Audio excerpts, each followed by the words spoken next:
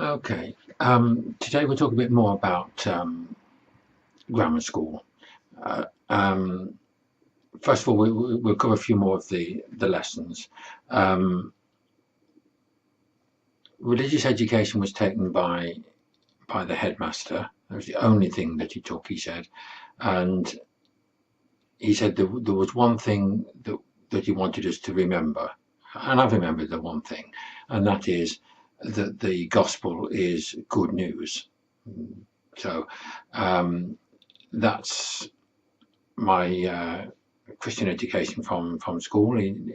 Well, we did do some of the parables as well, which I might come back to later, because they are actually interesting in some ways. But anyway, I also did sport.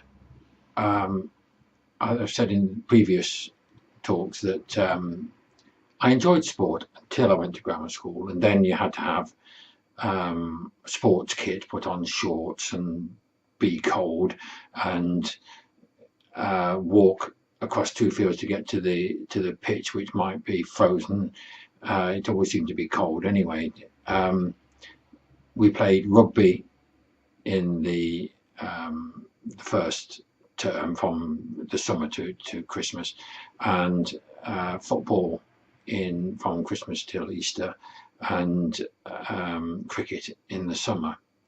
The big disadvantage of all this is that you play any of these games that you play, if you're not good at it, you don't get the ball, you don't get to bowl or bat for long. At cricket, you get all the stand in the field freezing cold jobs, and if you aren't good at football or rugby, people don't pass the ball to you. You don't certainly get to be centre forward, do you? I remember I was put in as a prop forward in rugby, and just some midfield position in football, and you might kick the ball twice in an afternoon, not a waste of time. More interesting was when it was unfit to go out for some reason, and you might have a talk about strategy. There was a little bit of interest there. I do remember it was still we still had centre forwards and half backs and wing and full backs in those days. I think it's completely different now. We even discussed the offside rule, which is actually slightly useful if you ever watch football on television. So a bit of use there, I suppose. We learned French from the first year and Latin from the second year. Latin is moderately useless in itself, though it did contain a little bit of ancient Roman history as part of the background to the course, and some of that was a bit interesting, I have to say. French is useful. Clearly, you learn a foreign language, and it was a very good background. It wasn't sufficient to give to be able to speak to people in France in a casual manner, but it was a very good background towards that. What I actually did was to do the BBC course years later, and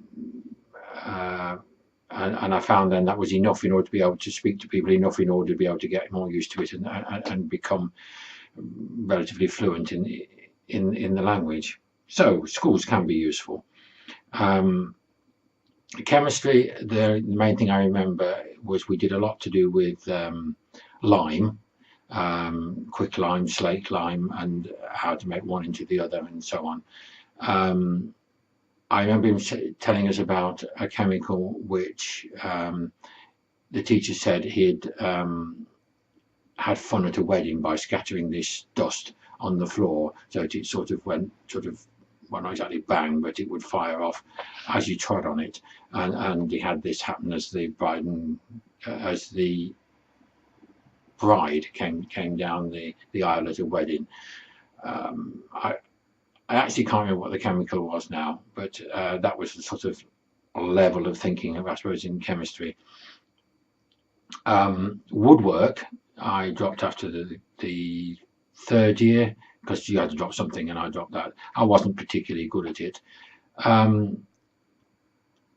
The first thing you do is to make like an exercise, then, which you have to bore a hole, do 2 cross saw cuts, chisel out a trench, and I'd split something anyway, split the wood on one of the things. So I got the lowest mark of all, 5.5 out of 10 in my first thing. We made a teapot stand and eventually a tray, which was basically a piece of plywood with the corners curved with a spoke shave.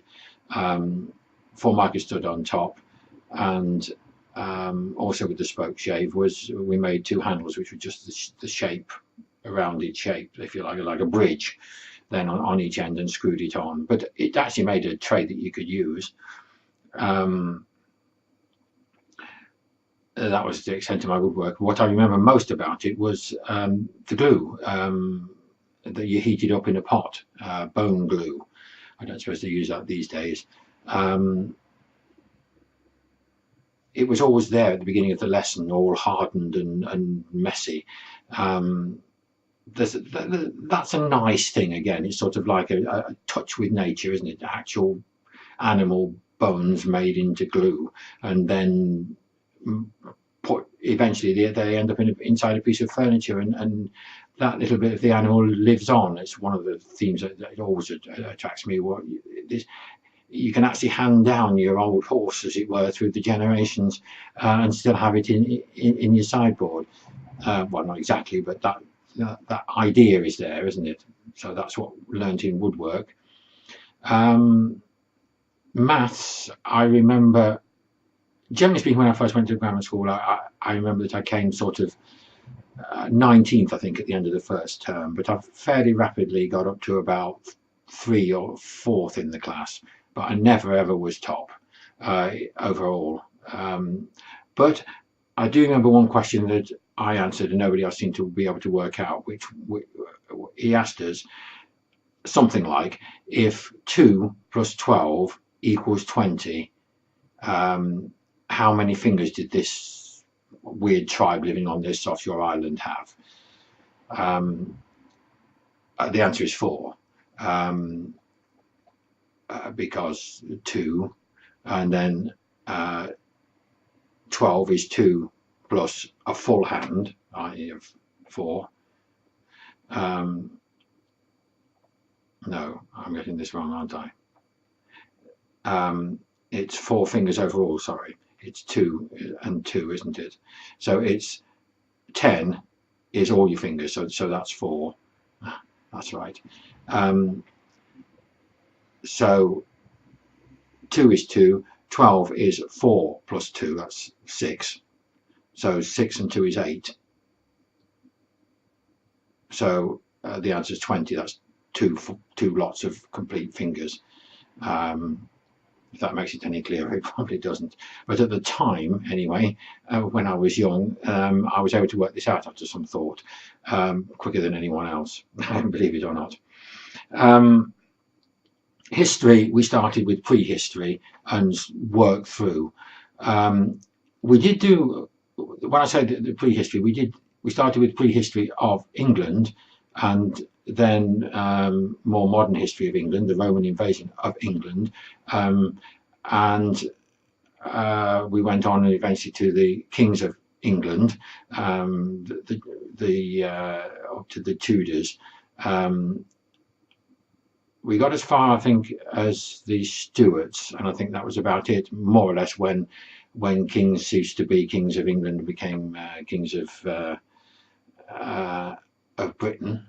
That was considered to be modern, I suppose, at that time. We didn't get much beyond that, as I remember. The original part, the ancient history, up to Alfred the Great, that sort of level. Well, I suppose the Norman conquest, up to then, it was interesting. Then I suppose the very early part with the Domesday Book, that was fine, but then it became kings and queens, and I didn't didn't find that so interesting. I dropped that at the end of the third year as well.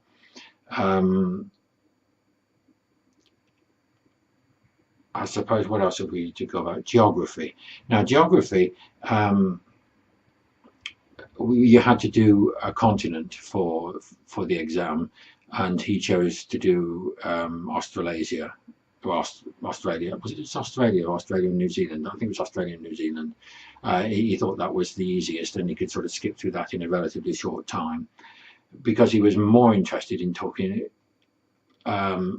Many times he told us the advantage of planting forests, that flooding was due to lack of trees on the upslopes, and the degradation of the climate, and so on. It was all to do with we needed to plant more trees, and we needed to plant deciduous trees wherever that was possible. We went over and over it again.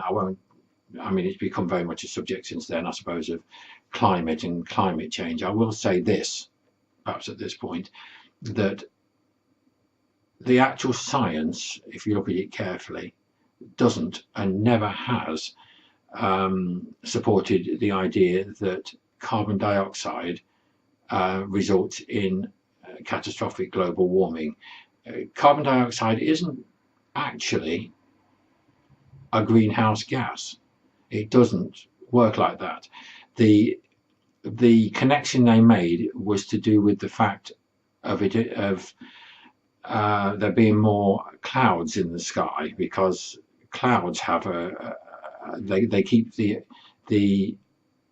heat in at night, and that makes a significant difference to the overall temperature of the Earth. But I had Arthur Mee's encyclopedia and not Encyclopedia Britannica, and Arthur Mee is quite clear that, essentially, cutting a long story short, we're still gradually coming out of the Ice Age, and we'll get steadily very slightly warmer over time, from when it was written in the 1950s until now. He indicates there will be a very slight warming up to the 90s, and then it would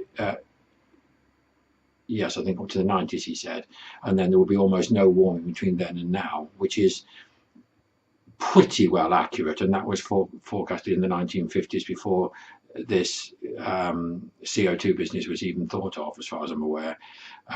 And the reasoning given for it is to do with the tilt of the Earth compared to the elliptical orbit of the Earth, and whether it's summer or winter when the Earth is at its furthest on the elliptical part of its orbit around the Sun. That changes over 250,000 years, which is why we get dramatic Earth warming and cooling, but over a period of 250,000 years. So over our lifespan, you're talking about a 1 degree change on average or something, which is what you see in reality. It's not quite even, it goes up and it goes down depending on circumstances, but the reason that it matters whether it's the north or the southern hemisphere that's nearest to the Sun is due to the geography of the Earth, which also makes a difference. The Gulf Stream warms the North Pole, but the South Pole, in southern oceans, the current goes circular, so that the air in the South Pole is cut off from the more central regions of the Earth. So that makes the climate of the northern hemisphere and the southern hemisphere to completely different subjects. They're different. So if the North Pole is nearest to the Sun in the northern summer or the northern winter, it makes a difference to the Earth's climate, and that's why we get the ice ages. And I see no reason to concoct any other theory. So I suppose I'll just finish that subject to say that, of course, resources are limited. So, and when you burn things, they give off pollution. So the fact that there is no truth in the climate change arguments doesn't affect the fact that you can't go around wasting coal, petrol, and so on, and burning down all the forests. but it makes it more of a difference between coal in particular, because the objection they give to using our giant coal reserves is that they give off more carbon dioxide than burning gas does, for example, and certainly the more than windmills do. But the objection really to burning coal is only that it's dirty stuff. If you could clean the emissions, there would be no reason not to burn the coal compared to gas, and that is now technically feasible, I understand. So I think you'd have to see the climate change argument as part of an argument that we should not have ordinary English people earning money and having communities in mining communities, but we should in fact have gas from Russia, and then find that, well, perhaps you want to fall out with Russia and then we have to buy gas from America. It's a long, complicated story, but I'll just say that it's political is my point here. It's not, the reason for closing the coal mines was not really realistically anything to do with climate change or that sort of argument. It was a political thing. I'll stop there.